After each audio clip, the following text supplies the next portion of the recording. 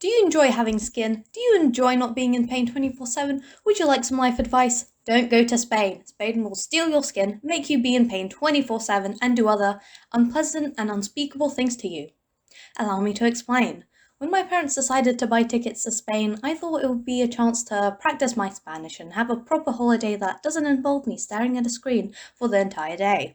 The flight was alright, and it wasn't as hot as I thought it would be, but as soon as I walked into the hotel, yeah, I got rickrolled. That was an interesting start. And then I decided to go on a walk, have a look at what kind of places we have nearby, and that kind of stuff. I walked into a shop, and the first thing that caught my eye was this Poppy Playtime merch. Turned out no matter where you go, there will always be Poppy Playtime merch somewhere. And the more you look around, the more distorted they look. These probably weren't official because whoever made these literally slapped any colour they could think of onto them, and when they ran out of colours to use, they made them multicoloured. I also got rickrolled again in that shop, then a few more times as the day went by because it seemed Spain was going through some sort of Rick Astley phase. We were planning on spending the next 2 days in an amusement park, and that's when I found out how loud and unaware of personal space the Spanish were.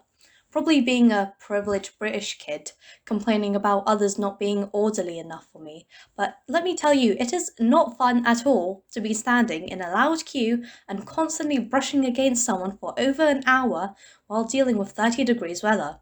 The amusement park itself was pretty good. Then at some point, a few days later, I noticed that my scalp had gone all scarred and flaky and weird. I don't know how to describe it. I told my mother, and as soon as she saw it, she said, "Yeah, that does not look good." The hat that I wore for the past few days was one of those tennis caps which don't protect the top of your head, and so I ended up getting the equivalent of a second-degree burn on my scalp. I also managed to lose the tennis cap, so I got a new and better hat. The next day, we were just walking around near the coast, and my legs were somehow sunburned, even though I'd pretty much been swimming in sun cream. I wasn't too bothered about it, but my mum came across this plant which looked vaguely like aloe vera, so she offered to rub it over my legs because aloe can heal stuff and all that. I pointed out that it probably wasn't aloe, but she said that we should try it anyway, so I said, "Yeah, sure, why not? What's the worst that can happen?" So we did. Then my legs started to sting like someone had poured hydrochloric acid over them and then set it all alight. A 7 on the pain scale. The next day, I woke up and they looked like they had been mangled and torn apart by a bunch of vicious dogs, all purple, yellow, and swollen.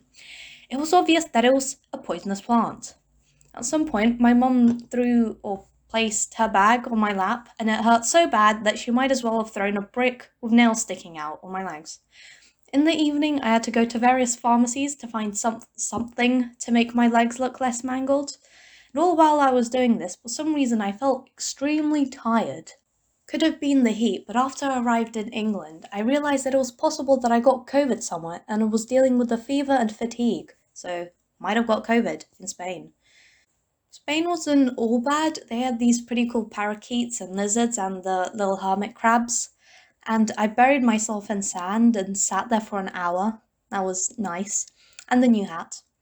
Then I did get my skin stolen, got touched by the Spanish, and spent most of it feeling like a cracked egg on the sidewalk on a hot day.